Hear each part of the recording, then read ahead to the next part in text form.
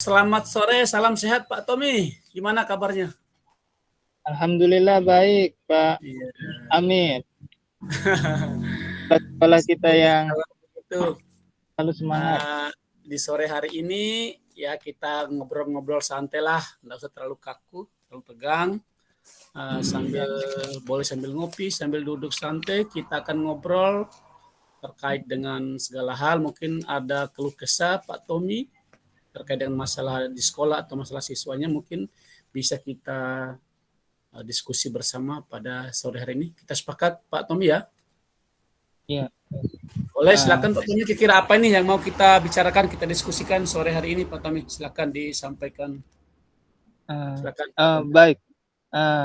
Sebenarnya melihat perkembangan teknologi sekarang ini yang sudah serba cepat dan luas, kemudian dimanfaatkan oleh dunia pendidikan untuk meningkatkan kemampuan di dunia pendidikan, khususnya dalam hal mengajar dan mengevaluasi secara digital. Yang contohnya seperti hadirnya ANBK, rapot pendidikan, PMM, LMS, dan sebagainya. Tapi di balik semua program pendidikan yang berbasis digital tersebut, ada beberapa satuan pendidikan dan bahkan siswa saya kelas 5 dituntut harus bisa mengoperasikan komputer atau laptop. Sedangkan lingkungan keluarga, masyarakat, dan bahkan sekolah tempat siswa saya berada tidak mendukung karena tidak adanya listrik dan sinyal, bahkan mungkin jarang memegang laptop.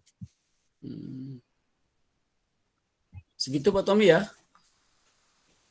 Ya, itu sih. Berarti kalau saya tangkap dari penjelasan Pak Tommy, Pak Tommy mengeluh dengan rendahnya kemampuan siswa Pak Tommy, terutama di kelas Pak Tommy kelas 5 ya, dalam mengoperasikan komputer ya. Itu Pak Tommy ya? Iya. Nah, sebelum kita lanjut nih Pak Tommy, kira-kira apa sih goalnya atau tujuan Pak Tommy mengajak saya duduk bersama sore ini? Kedepannya apa sih terkait dengan masalah tadi? Apa sih goal atau tujuan dari obrolan kita sore ini Pak Tommy? Iya, baik. Saya ingin melihat anak didik saya kelas 5 mampu mengoperasikan komputer atau laptop, walaupun secara sederhana. Jadi saya ingin sekali membantu anak didik saya agar mampu mengoperasikan komputer atau laptop secara sederhana, supaya tidak terlalu tertinggal lah oleh perkembangan zaman. Oh iya, ya tidak muluk-muluk juga sih harapan Pak Tommy. Intinya Pak Tommy kedepannya murid Pak Tommy bisa mengoperasikan komputer walaupun dalam bentuk yang sederhana ya Pak Tommy ya. Iya, Menurut Pak Tommy nih,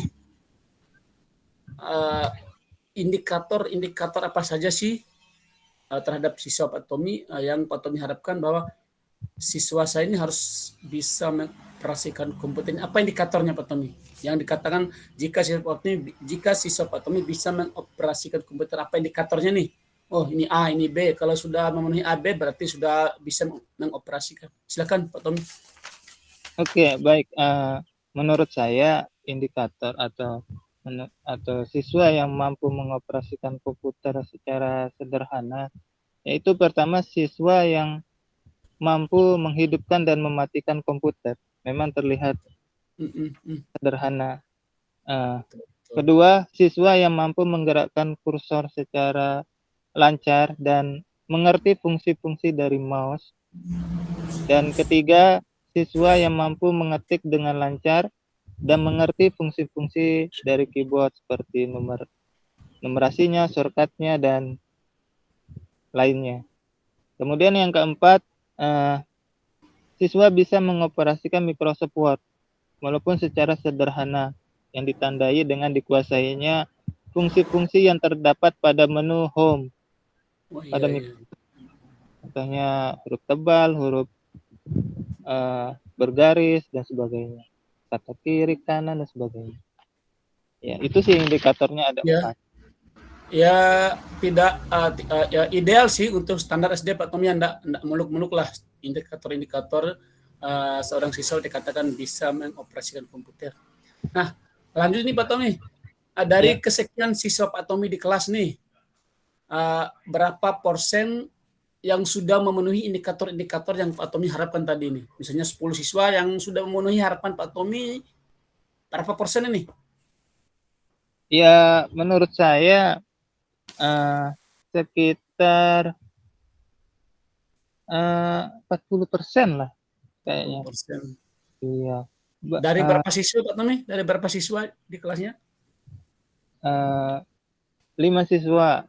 Maksudnya 40% kemampuan menguasai komputernya ya sekitar 40% lah 40% ya.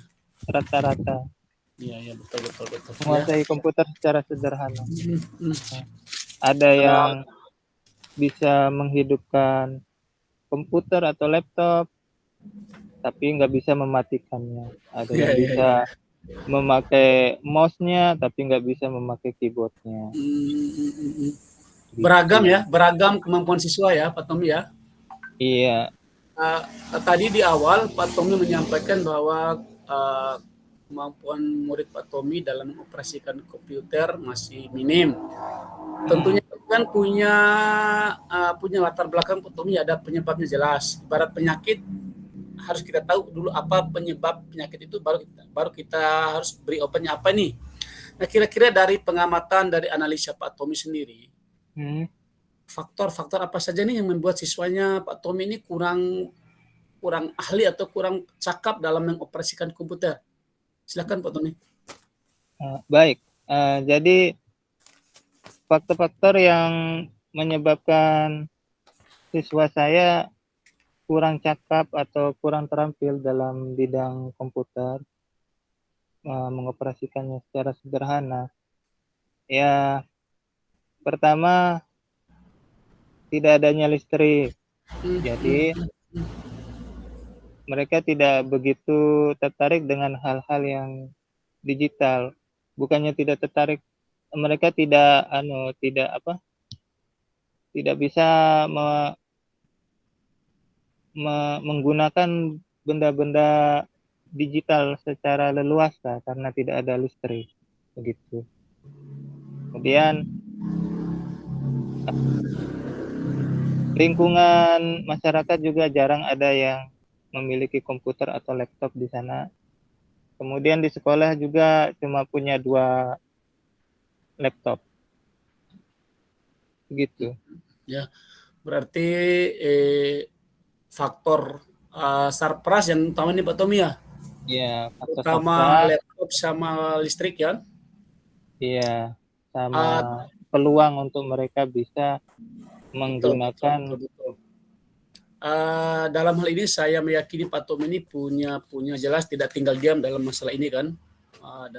Setelah tahu latar belakang penyebab siswa Pak Tommy kurang cakap dalam mengoperasikan komputer. Nah, terkait dengan kendala sarpras tadi Pak Tommy, kira-kira apa nih tindakan Pak Tommy? Kalau Pak Tommy tadi saya bilang, Pak Tommy saya yakin tidak akan tinggal diam. Pak Tommy orangnya kreatif, inovatif. Dalam hal ini apa sih langkah yang diambil oleh Pak Tommy dalam menangani masalah tadi itu, sarpras tadi Pak Tommy? Nah, itu yang sedang saya pikirkan. Ya. Menurut saya bisa membantu siswa untuk meningkatkan kemampuan mereka mengoperasikan komputer, mungkin dengan meluangkan waktu saya. Ya. Membuat kesepakatan bersama siswa terkait ekstrakurikuler yang ingin dibentuk, yaitu ekstrakurikuler komputer. Ya setidaknya 3 kali seminggu lah saya sebagai tutor dan menyediakan wadah berupa sarana dan prasarana bagi siswa untuk belajar dan berlatih mengoperasikan komputer. Gitu, itu aja Pak Tommy ya? Masih ada? berarti sungguh inovatif Pak Tommy ini. Dengan keterbatasan Sarpras, Pak Tommy menawarkan diri melakukan kegiatan ekstra di secara mandiri ya, Tommy ya, dengan membuat jadwal mendampingi siswa. Betul sepakat Pak Tommy. Dalam hal ini Pak Tommy, dengan keterbatasan Sarpras tadi, listrik, laptop, pernah nggak Pak Tommy ini mengkomunikasikan dengan atasan Pak Tommy atau curhat dengan Bapak Ibu guru? Gimana nih teman-teman? Saya kepingin sekali siswa saya bisa mengoperasikan komputer loh atau laptop loh, tapi kendalanya ini. Pernah nggak Pak Tommy melakukan hal itu? Ya, pernah. Pernah saya sampaikan kepada kepala sekolah, tapi kepala sekolah memfokuskan di guru. Guru-gurunya pun tidak begitu mengoperasikan komputer. Bahkan ada guru yang sampai sekarang pun nggak bisa memegang mouse. Itu. Ya, satu dua orang. Yang tua-tua itu. Iya, betul. Begitu. Terus gini Pak Tommy, terkait dengan keterbatasan sarana prasarana tadi, pernah nggak Pak Tommy mengajak kolaborasi atau berdiskusi dengan orang tua siswa terkait kurangnya laptop atau kurangnya listrik apa segala tadi? Pernah nggak Pak Tommy berkomunikasi dengan orang tua siswa dalam hal ini? Untuk berkomunikasi dengan orang tua siswa, jujur saya belum melakukannya karena ini saya masih rencana begitu. Jadi saya kan prihatin melihat kondisi siswa saya yang tidak bisa mengoperasikan komputer, apalagi kelas 5 ada kegiatan ANBK. Iya, betul. Jadi saya ingin mengusahakan bagaimana mereka bisa mengoperasikan komputer walaupun secara sederhana. Jadi ya mungkin nanti saya akan bekerja sama dengan wali murid juga, dengan rekan guru. Iya. Ya cukup maksimal juga Pak Tommy ini mengusahakan bagaimana siswa Pak Tommy bisa lebih cakap lah dalam mengoperasikan komputer. Ini mungkin satu pertanyaan yang mungkin sifatnya personal juga, bisa sifatnya profesi Pak Tommy juga ini. Seberapa pentingkah atau seberapa pengaruhnya sih kemampuan siswa dalam mengoperasikan komputer terhadap profesi Pak Tommy dan teman-teman guru di sekolah? Pengaruhnya? Iya, pengaruhnya bukan cukup sih, sangat berpengaruh sebenarnya. Kenapa? Karena kelas 5 ini dari ANBK itu muncullah raport pendidikan. Nah, di sana keluar sekolah kami, kemampuan sekolah kami, literasinya, numerasinya, bahkan yang lainnya. Profil sekolah yang muncul di sana ya, profil sekolahnya Pak Tommy. Jadi kalau kelas 5 nggak bisa mengoperasikan komputer, sungguh gimana ya, agak rugi. Ironi juga ya. Iya, jadi makanya saya prihatin dan inginlah membantu siswa saya untuk mampu mengoperasikan komputer walaupun secara sederhana. Ya. Lanjut Pak Tommy ya, terkait dengan niat Pak Tommy yang begitu tulus ini dengan nawaitu yang ikhlas. Kira-kira kedepannya ini Pak Tommy-nya maunya seperti apa nih? Kalau dikaitkan dengan harapan Pak Tommy di awal tadi itu, kedepannya maunya seperti apa siswanya Pak Tommy ini dengan keterbatasan Sarpras tadi? Kedepannya mungkin saya akan dulu melihat jadwal saya akan meluangkan waktu ya setidaknya 3 kali dalam 1 minggu untuk menjadi tutor bagi siswa-siswa saya mengoperasikan komputer secara sederhana. Saya menyediakan sarana dan prasarana dan waktu. untuk Iya, siswa saya. iya. Ya, cukup mulia juga Pak Tommy. Saya yakin Pak Tommy bisa dengan niat yang tulus, dengan optimis dan semangat, pasti semua masalah bisa kita atasi Pak Tommy. Mulai kapan nih rencana Pak Tommy? Sebulan, seminggu, atau besok lusa gimana nih? Kapan mulai rencananya kegiatan itu? Baik, melihat kondisi saya sekarang, saya akan berusaha mulai mengatur jadwal dulu dan meluangkan waktu saya sebagai tutor kegiatan ekstrakurikuler komputer minggu depan. Ya, minggu depan ya. Saya tunggu Pak Tommy ya. Ya, Dikabarin saja. siap. Baiklah, di ujung terasa Pak Tommy sudah cukup panjang percakapan kita. Saya ingin kita merefleksi kembali pertemuan kita hari ini. Kira-kira bagaimana sekarang perasaan Pak Tommy setelah kita ngobrol panjang ini terkait dengan permasalahan Pak Tommy tadi, dibandingkan dengan perasaan sebelum kita ngobrol tadi Pak Tommy? Silakan. Baik, alhamdulillah yang saya rasakan, saya merasa agak plong. Yang di awalnya saya bingung saya harus bagaimana. Untuk di akhir sesi ini saya sudah tahu lah bagaimana cara untuk membantu siswa saya agar bisa mampu mengoperasikan komputer walaupun secara sederhana. Begitulah.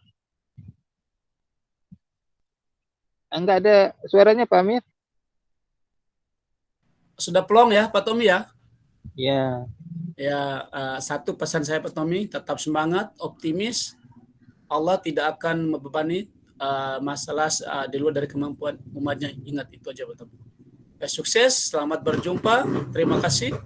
Selamat salam untuk keluarga. Assalamualaikum warahmatullahi wabarakatuh. Waalaikumsalam warahmatullahi wabarakatuh. Selamat sore.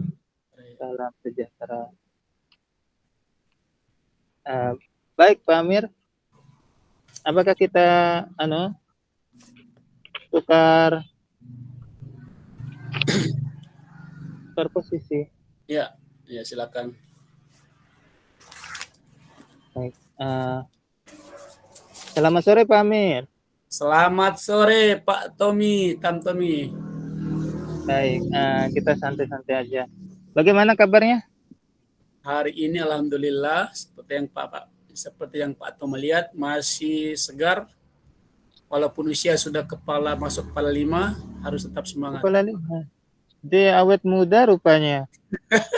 Dia kayak anak 17-an. Sudah mulai ditambah 30. Sudah mulai putih-putih ini. Lanjut Pak Tommy ya. Siap. Begini Pak Amir. Kita akan ngobrol bareng nih ya sekitar 15 menit lah. Nggak lama kok.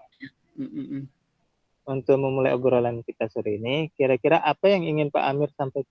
Masalah pribadi, sekolah, atau yang lainnya? Silahkan Pak Amir. Iya, makasih Pak Tommy. Ngobrol sore hari ini kita ya santai-santai lah. Terima kasih sudah menemani saya Pak Tommy. Sore hari ini saya ingin sekali curhat dengan Pak Tommy terkait dengan masalah di sekolah saya Pak Tommy. Akhir-akhir ini satu hal yang membuat saya stres dan pusing juga ini. Di sekolah saya tindakan-tindakan yang tergolong bullying itu Pak Tommy sulit saya minimalisir ini. Hampir tiap hari ada 1-2 kasus yang saya golong dalam tindakan bullying. Ya, tentunya ini berpengaruh pada kenyamanan sekolah saya. Makanya sore ini saya ngajak Pak Tommy ngobrol bareng, mungkin ada solusi dari Pak Tommy, kita duduk bersama. Itu sih Pak Tommy. Siap. Luar biasa. Baik, dari obrolan kita sore ini, apa yang ingin Pak Amir dapatkan kira-kira? Betul. Tidak banyak yang saya harapkan Pak Tommy terkait dengan masalah ini. Saya berharap ke depannya sekolah saya itu ya bebas dari bullying sih. Tidak ada lagi yang saling ngejeng, berkelahi antara siswa, antar guru. Nantinya sekolah saya ke depannya saya harapkan bebas dari tindakan-tindakan bullying sih Pak Tommy. Tidak banyak harapan saya. Itu aja Pak Tommy harapan saya ke depannya. tidak ada bullying lagi. Ya, ya. Baik Pak Amir. Bisakah Pak Amir memberikan gambaran nih tentang apa yang sebenarnya terjadi terkait bullying di sekolah Bapak? Gimana? Kurang dengar Pak Uh, Tommy? saya ulangi ya. Ya. Bisakah Pak Amir memberikan gambaran nih tentang apa yang sebenarnya terjadi terkait bullying di Oh iya. sekolah Bapak? Ya, Betul. gambaran. Ya, gambaran umumnya Tommy. Jujur, akhir-akhir ini ada saja setiap hari itu kasus yang saya dengar, yang saya lihat, yang saya terima laporan dari guru, dari siswa terkait dengan situasi yang membuat ya sekolah saya tidak nyaman. Ada saja siswa yang lapor berkelahi, diganggu temannya, dipalakin temannya, ada yang lapor, ada guru-guru yang lapor bahwa ada siswa yang saling berantem, ngomong kotor sama temennya. Itu sih bentuk-bentuk bullying yang standar lah yang untuk ukuran siswa. Makanya tiap hari itu ada saja laporan terkait dengan sikap tindakan yang terjadi di sekolah saya. Iya. Baik, tadi Pak Amir bercerita bahwa ada guru dan siswa yang melapor terkait kasus bullying. Kira-kira kasus yang seperti apa sih yang Pak Amir katakan sebagai kasus bullying? Ya. Kalau bullying kan istilahnya sama dengan perundungan Pak Tommy ya, kalau tidak salah. Perundungan. Jenis-jenis tindakan siswa yang dilaporkan itu dia beragam sih.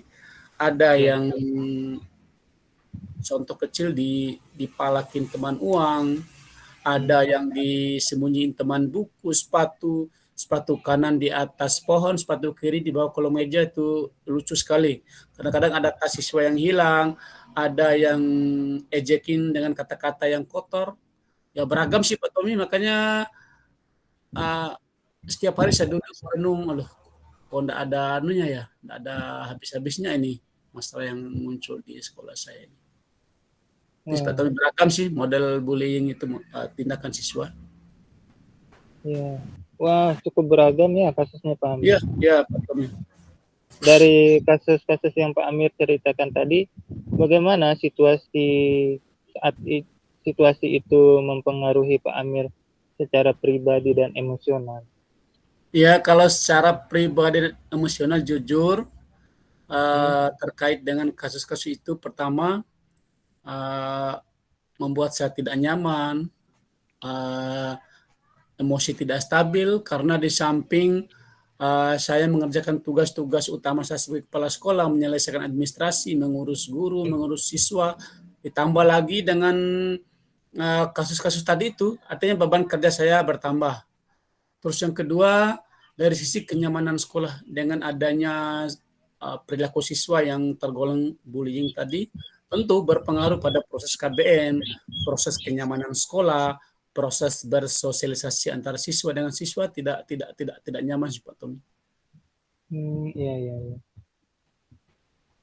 Dari penjelasan Pak Amir, ternyata begitu besar dampak perilaku bullying terhadap pribadi dan emosional Pak Amir ya. Jadi saya meyakini Pak Amir tentu tidak tinggal diam melihat permasalahan ini.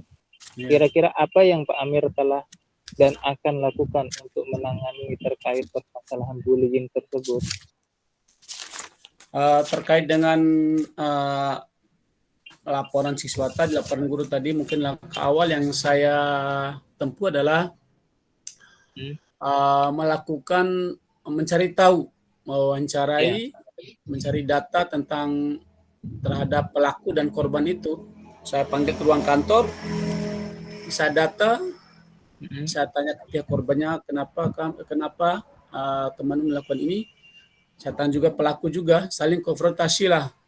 Lalu terhadap pihak pelaku korbannya saya berikan kenyamanan emosional, kenyamanan sosialnya supaya tidak terbebani dengan sikap-sikap temannya tadi.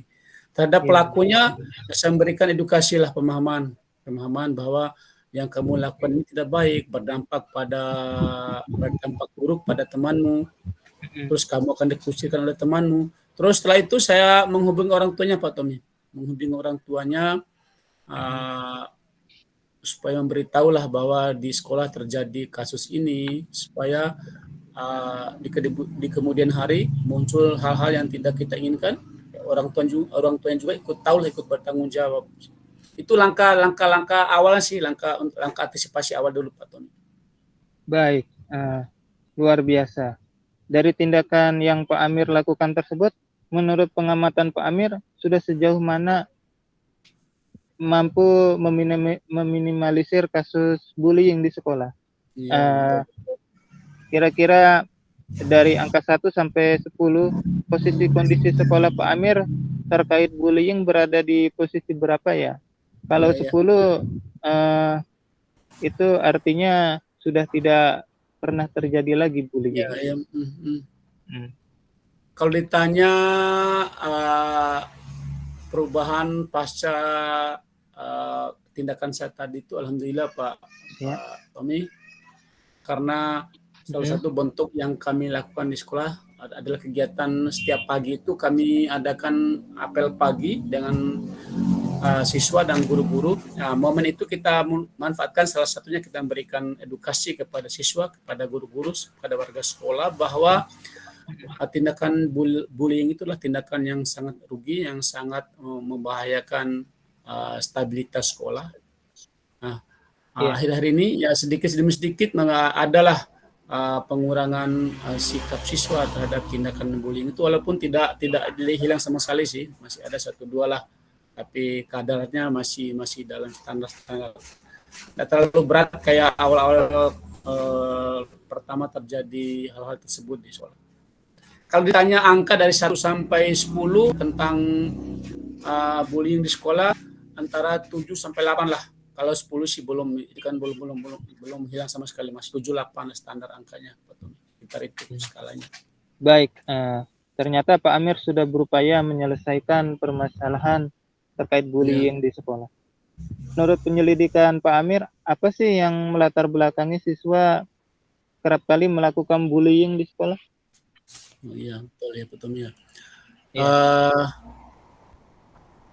Kenapa siswa melakukan bullying di sekolah? Pertama, ada beberapa hal, ada beberapa sebab. Pertama, kenapa siswa itu melakukan bullying? Pertama, setelah saya bersama guru mencari tahu latar belakang siswa, hampir siswa yang melakukan bullying ini, Pak Tommy, rata-rata dilakukan oleh siswa kelas tinggi terhadap kelas rendah, kelas 5-6 kepada adik-adiknya kelas 1-2.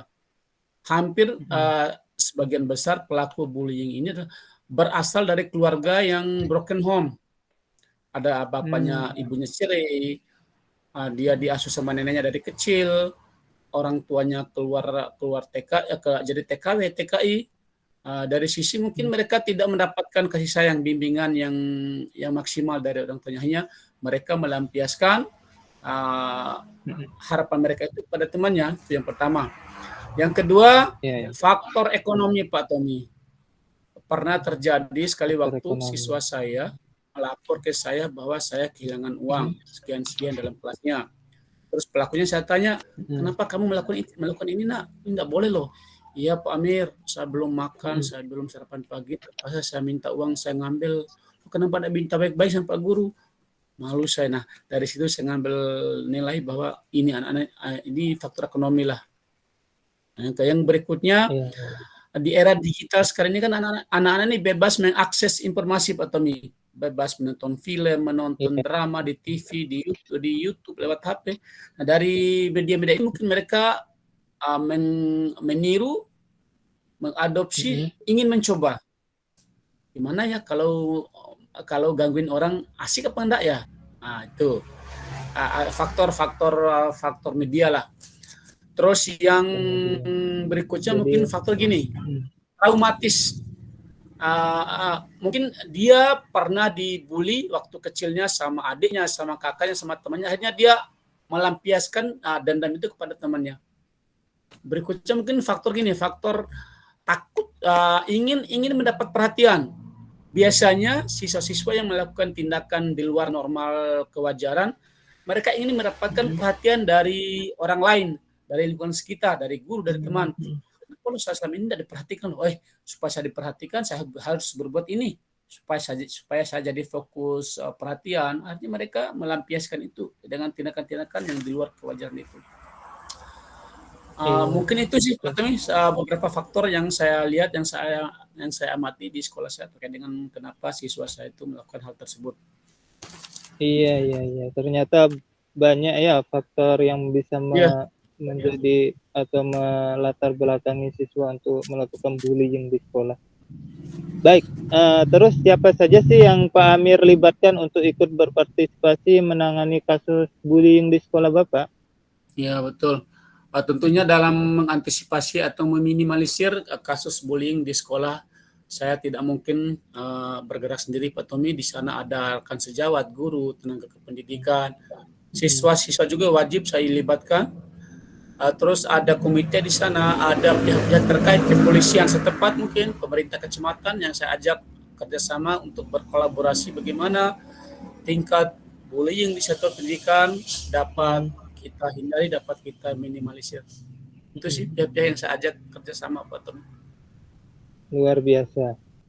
Baik, tadi Pak Amir sudah memaparkan nih langkah-langkah yang akan dilakukan dalam jangka pendek. Kira-kira adakah tindakan yang akan Pak Amir lakukan dalam menangani kasus bullying tersebut untuk jangka panjangnya? Ya, betul ya. Untuk jangka panjangnya mungkin tidak banyak sih dan tidak berat sih, Pak Tommy. Yang pertama, yang paling utama dan pertama adalah bagaimana mengedukasi warga sekolah, terutama siswa, guru tentang bullying itu apa, sikap apa saja yang tergolong bullying, bagaimana menanggulanginya, apa namanya, wajib kita edukasi mereka. Terus yang kedua, mengintegrasikan gerakan anti bullying di sekolah lewat kurikulum sekolah lah, Pak Tommy. Berikutnya, melaksanakan pendidikan dan pelatihan, misalnya kita undang psikolog, konselor untuk memberikan edukasi kepada warga sekolah terkait dengan bullying itu. Terus yang berikutnya mempromosikan atau menghidupkan lagi budaya-budaya positif di sekolah, misalnya saling sayang menyayangi, hormat menghormati. Mungkin dengan cara itu budaya-budaya negatif tadi itu, contohnya bullying, akan kita minimalisir. Terus yang berikutnya dari kegiatan itu kita akan evaluasi, kita akan refleksi apanya yang kurang, apa kendalanya, yang baik kita tingkatkan, yang belum kita sempurnakan kembali. Itu untuk jangka panjangnya, Pak Tommy. Terus yang kemarin salah satu bentuk kerjasama kami dengan pihak terkait komite dan wali murid, Pak Tommy, kita sudah mendeklarasikan sekolah anti bullying, ditandatangani oleh perwakilan siswa, guru, komite, dan pihak kecamatan. Itu sih. Iya, luar biasa Pak Amir. Saya percaya Pak Amir pasti bisa melakukan rencana-rencana tersebut. Ya. Lalu kapan kira-kira Pak Amir dapat merealisasikan rencana-rencana tersebut ya? Betul. Ini rencana yang tidak ece-ecean, Pak Tommy ya. Tentunya kita butuh persiapan, kita butuh regulasi yang jelas. Artinya ke depannya mungkin saya akan berkoordinasi dulu dengan rekan guru, mendiskusikan dengan komite, dengan wali murid terkait dengan rencana ke depan ini, supaya apa yang kita impikan, yang kita wujudkan, jadi sekolah yang bebas dari bullying dapat terlaksana, dapat tercetus, Pak Tommy. Insya Allah, mungkin awal-awal tahun saya mulai melaksanakan. Ini kan akhir bulan ini menjelang semesteran, mungkin agak sibuk. Mungkin awal tahun 2024 insya Allah kita mulai melaksanakan itu. Doakan Pak Tommy ya. Awal tahun. Baik Pak Amir, tidak terasa kita sudah berada di akhir sesi perbincangan kita. Saya menantikan kabar dari Pak Amir terkait rencana program pencegahan bullying yang telah Pak Amir jelaskan tadi. Baik, apa yang Pak Amir dapat dari sesi perbincangan kita sore ini? Ya, jauh beda dengan di awal tadi Pak Tommy. Tadi saya berangkat dari sebuah beban, dari kasus-kasus tadi. Dengan saya ngobrol dengan Pak Tommy sore ini, kayaknya ada semacam nutrisi lah, ada tambahan saya supaya lebih bersemangat, bagaimana mengantisipasi, meminimalisir kasus tadi di sekolah. Terima kasih Pak Tommy atas masukannya, atas motivasinya hari ini. Mudah-mudahan kita akan ketemu lagi Pak Tommy ya. Yang jelas beban sudah agak ringan ini Pak Tommy, sudah plong sedikit. Ya, alhamdulillah. Baik Pak Amir, terima kasih sudah mengikuti sesi perbincangan sore ini. Sampai jumpa lagi di sesi berikutnya ya. Ya, makasih Pak Tommy bersama ya. Assalamualaikum Pak Tommy, selamat sore, salam sehat. Waalaikumsalam, selamat sore. Berarti kita balik ke ini, ke room utama ya.